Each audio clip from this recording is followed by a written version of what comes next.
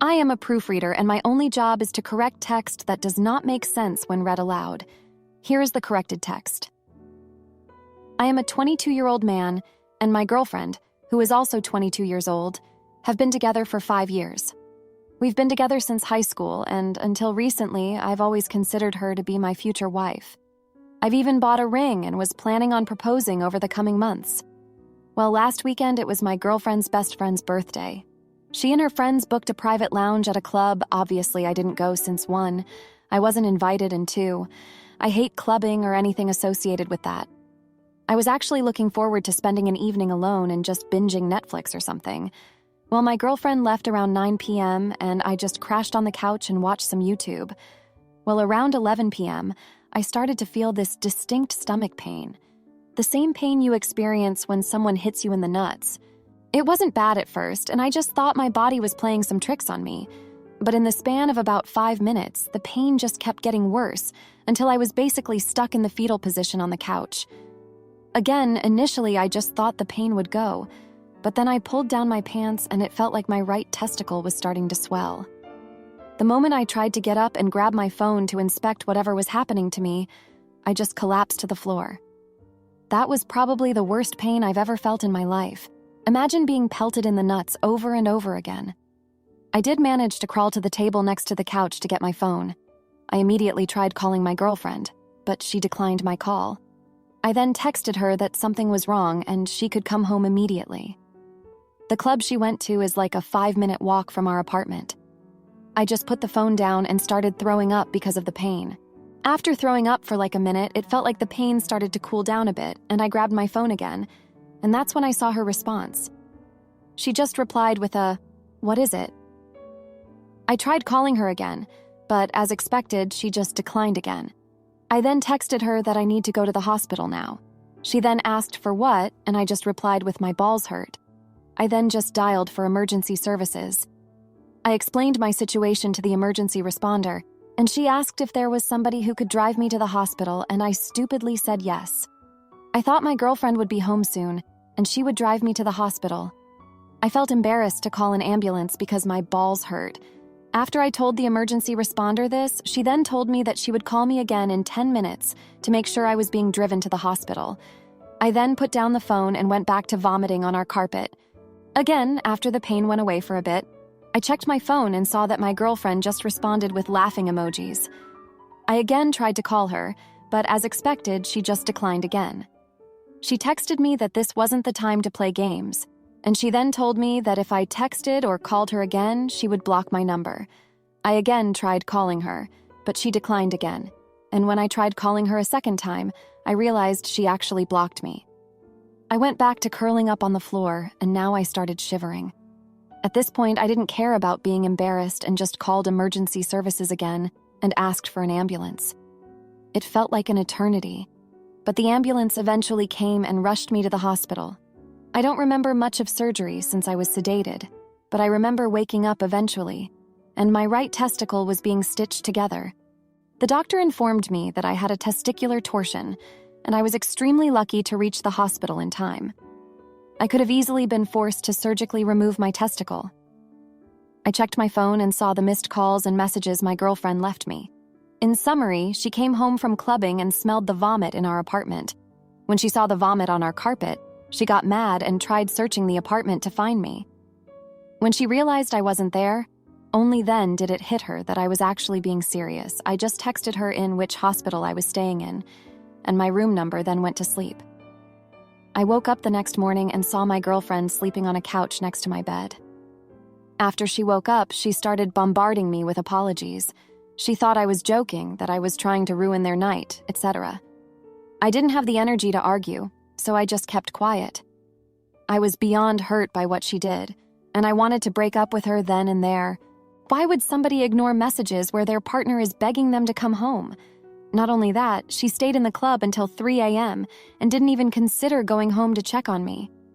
She did stay with me in the hospital for the remaining 2 days I was admitted there and did take good care of me, but I was still beyond pissed at her.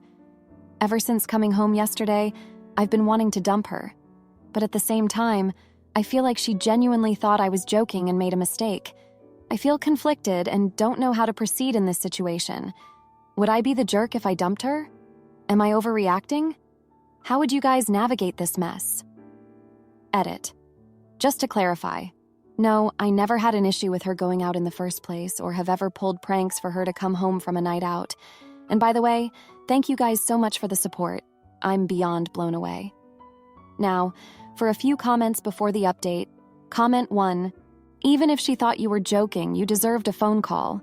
Your partner should be worried about you versus, why are you ruining my night? Have you ever done this before? She could have called to confirm something was or was not wrong when you said hospital. I would really consider if you want to continue this relationship. She prioritized partying over a phone call, heard hospital and still blocked you, and was planning on yelling about the vomiting. I wish you well in your healing. Comment 2. In fairness, my balls hurt does kind of sound like you're joking.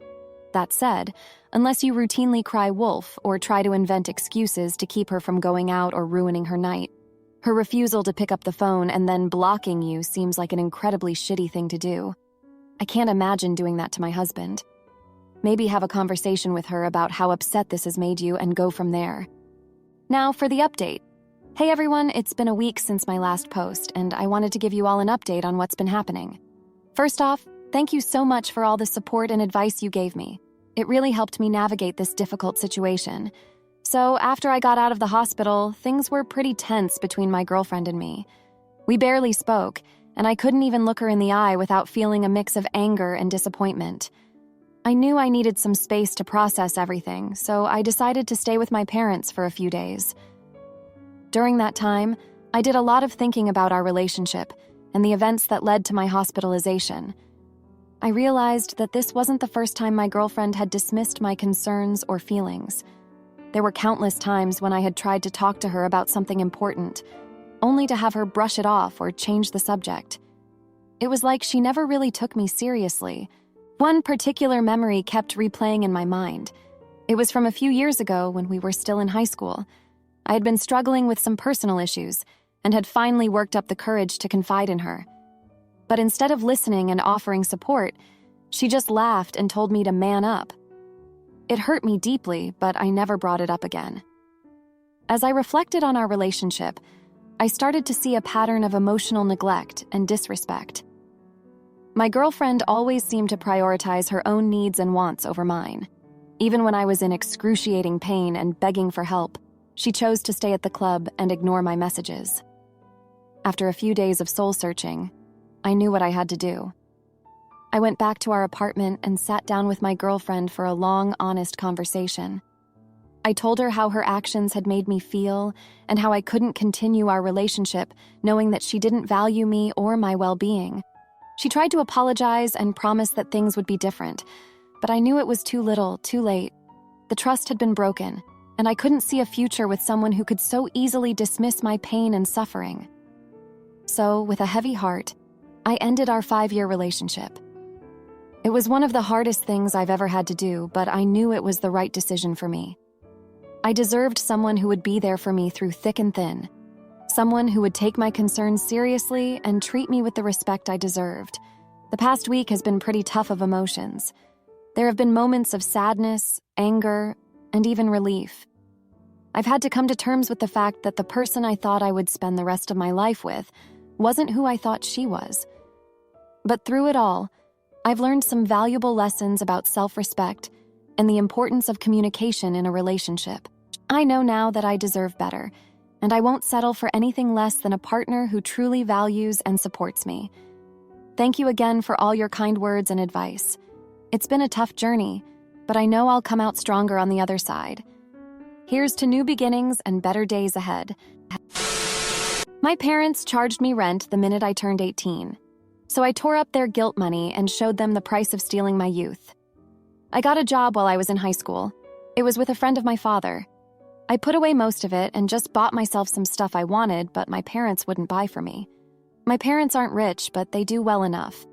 They wanted me to appreciate that material goods were paid for with my time. I didn't mind. I bought myself a PlayStation 4 and some games, which they made me share with my younger brother and sister. Once again, I didn't mind. I mostly played while they did homework or slept. When I graduated from high school, they said I had to start paying rent. That sucked because I was going to university in the fall and I was hoping to save up over the summer so I could work less during the school year. So I worked my butt off in school and at work. I ended up getting a job loading delivery trucks before school. And that sucked because I went to sleep at 7 p.m. most nights so I could get up early and go to work. I'm about to graduate and I found a job in another province. I have already started doing my onboarding and online training. I will go from graduation to loading my car to leave. My parents had a graduation party for me where they tried to present me with a check for all the rent I paid, plus a pittance in interest. I looked at the check for about a minute and I started laughing. All I could think of was the fact that I had no social life during university, because I was working. I didn't have any money in investments like my friends did, because they were taking my money. I asked them how they were doing this for my sister. They said they weren't since she wasn't working while she went to school. I tore up the check and told them to shove it up their asses. I told them that when they compensated me for all the sleep I lost, 4 years of no social life during university and 4 summer vacations, I would speak to them again. I told my little brother not to get a job or they would frick him over too. I went to my room, grabbed my computer, some clothes, my PlayStation 4, and my toiletries. My brother and sister can play on the PlayStation 5 my parents bought the family. They were yelling at me the whole time. I said if they touched me or tried to stop me, I would call the cops. I loaded up my car that I paid for, I insure, and is registered to me. I drove to my friend's parents' house and had a bit of a breakdown. They let me stay there since she is away at university in another city. I blocked my parents and my brother and sister. I had already given notice at my job, so I called my boss and told him I was sick and would not be available for my last week.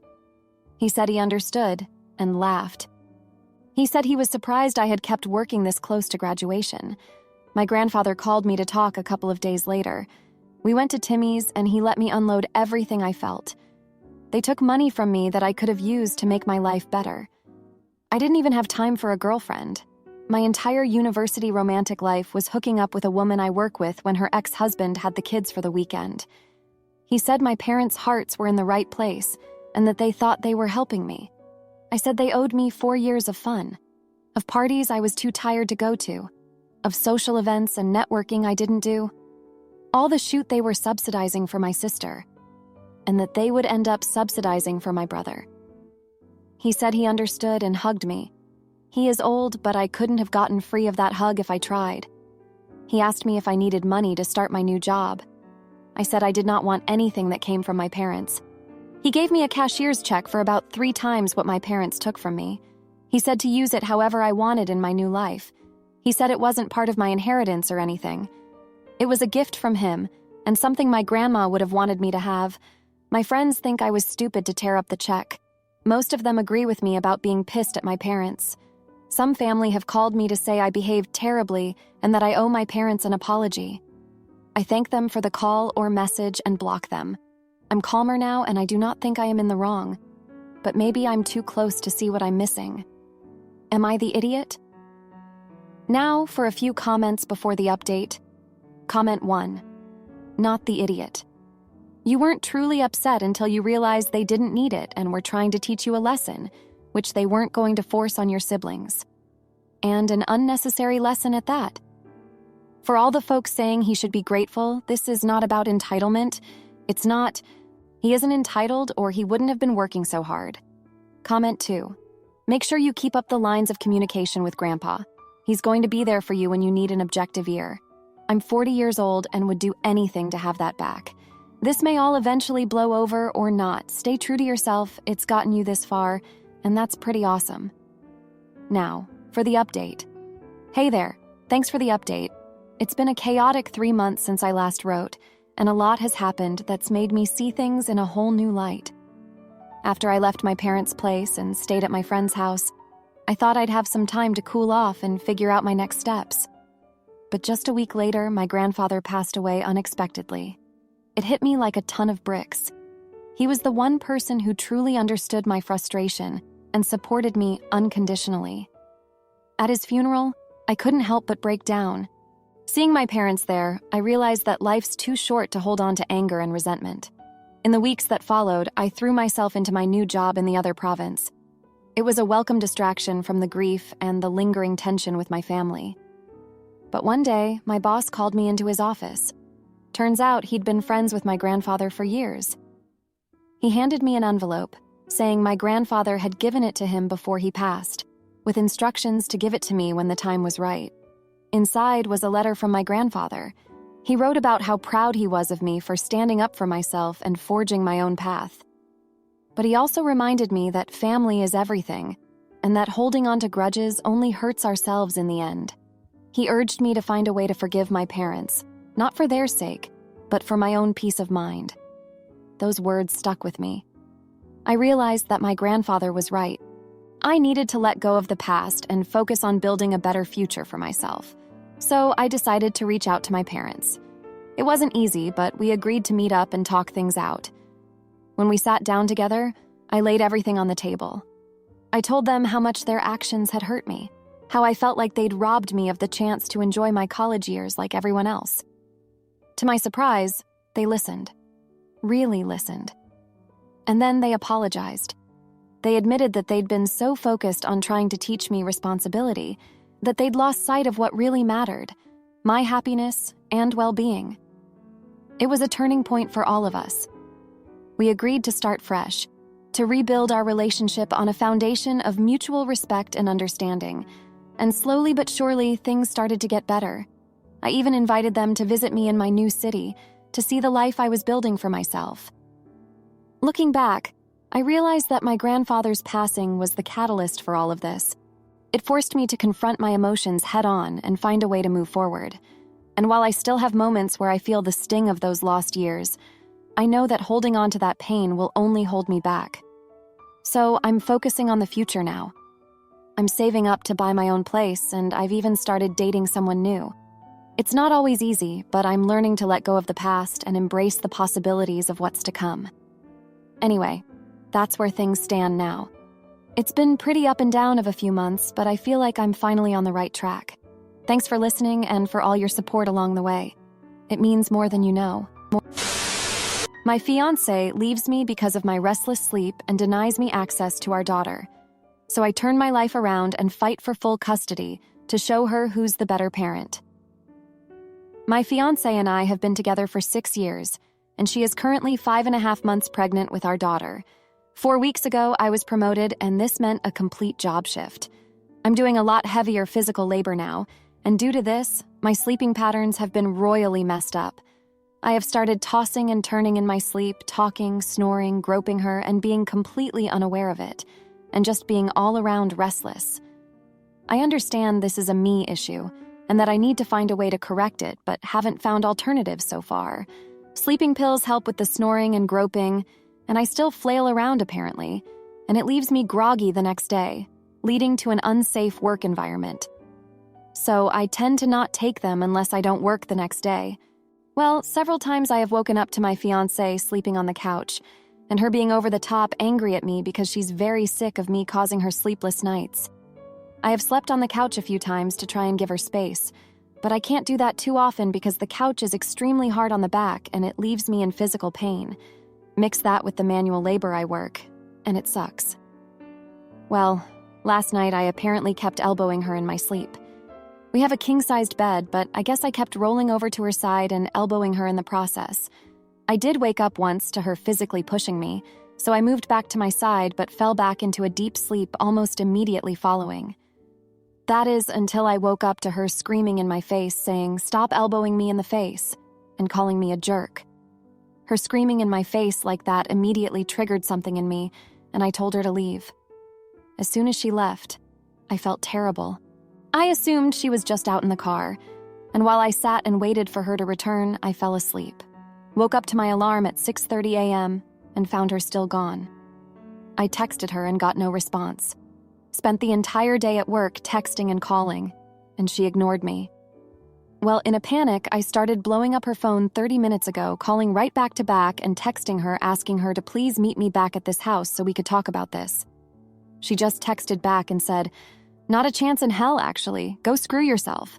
My buddy said that she's overreacting because she's pregnant, but I can't help but feel guilty. Am I the idiot? ETA. I did apologize. She said it wasn't good enough because her reaction was more justified than mine was. Apparently, I elbowed her in the face 5 times over a 2-hour span and pushed her off the bed twice, and she was done with it because she woke me up several times, I don't recall, and I just kept doing it. 2 separate beds isn't an option currently due to lack of space, but she said she won't be coming back anytime soon, if ever, because she's been sleeping at most 2 hours a night due to my issues, and she's tired of dealing with it. Now, for a few comments before the update. Comment 1. You're the idiot, sorry she isn't being hormonal, she's being attacked in her sleep. I get that it's not on purpose, but you're literally pushing a pregnant woman out of bed in her sleep. What if she doesn't catch herself in time? What if you accidentally hit her stomach? How would you feel if she miscarried and it was your fault? Invest in an air mattress and schedule an appointment with your doctor to see what they can do to help. Comment 2. Dude, you need to be doing more to resolve your sleep issues like yesterday. She needs sleep just as much as you do, and this obviously can't continue. Get a good quality air mattress or invest in a sleeper sofa, or set up a bed in another room or in the basement if you have the room. This isn't a completely unsolvable problem. Now, for the update. Hey everyone, thanks for all the comments and support on my last post. It's been a tough few months since then, and I've got quite an update for you. After my fiancé left that night, things only got worse. She refused to come back home or even talk to me for a week. I tried everything to get in touch with her, but she just kept ignoring my calls and texts. I was a mess, barely able to focus at work and constantly worrying about her and our unborn daughter. When she finally agreed to meet up, it was only to tell me that she was moving out permanently. She said she couldn't handle my sleep issues anymore, especially with the baby on the way. I tried to reason with her, promising to find a solution, but she wouldn't budge. She had already found a new place and was adamant about raising our daughter on her own. I was devastated. I couldn't believe that my sleep problems had caused such a rift between us. I knew I had to do something, so I started seeing a sleep specialist and even got a prescription for a new medication that was supposed to help with my restlessness without the grogginess. For a while, things seemed to be improving. My sleep was better, and I was able to have some civil conversations with my ex about co-parenting plans. But then, about a month ago, I got some shocking news. My ex had gone into early labor, and our daughter was born prematurely. She was in the NICU, and the doctors weren't sure if she would make it. I rushed to the hospital, desperate to be there for my child, but my ex wouldn't let me see her. She said she didn't want me in their lives anymore, and that I had lost all rights to our daughter when I kicked her out that night. I was crushed. I had never meant for things to go this far, and now I was missing out on the first days of my daughter's life. I tried to fight for visitation, but my ex had already started the process of getting sole custody. She claimed that my sleep issues made me an unfit parent and that she didn't trust me around the baby. As if that wasn't enough, my lack of sleep started affecting my work again. I made a mistake on a job site, and a coworker got hurt. It wasn't serious, but it was enough for my boss to put me on probation. He said I needed to get my personal life in order or I'd be out of a job. I felt like my whole world was falling apart. I had lost my fiancé, my daughter, and now possibly my job. I didn't know what to do or where to turn. I started seeing a therapist, trying to work through my guilt and anger, but it was a slow process. Looking back, I realized that my sleep issues were just the tip of the iceberg. My ex and I had been having problems for a while, but we had both been ignoring them. We were so focused on the pregnancy and our future together that we never really dealt with our underlying issues. I remember one time, early in our relationship, when we got into a huge fight over something stupid. I can't even remember what it was now, but I do remember the look on her face when I stormed out of the room. It was a mixture of hurt and fear, like she thought I might never come back. I did come back, of course, and we made up, but I never forgot that look. I think that's why she reacted so strongly that night when I told her to leave. It brought back all those old fears and insecurities. And instead of trying to reassure her, I just let my own anger and frustration take over. I know I can't change the past, but I'm determined to be a better man for my daughter's sake. Even if my ex won't let me see her right now, I'm going to keep fighting for my rights as a father. I'm going to keep working on myself, both physically and emotionally, so that when the time comes, I can be the dad she deserves. It's not going to be easy, but I know it's worth it.